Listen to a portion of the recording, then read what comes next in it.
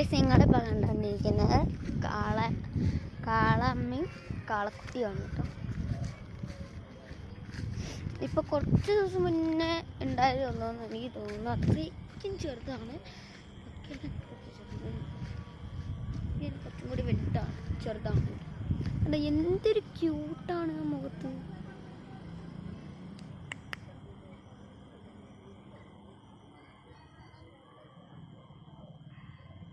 എൻ്റെ കാളയമ്മ കേട്ടോ.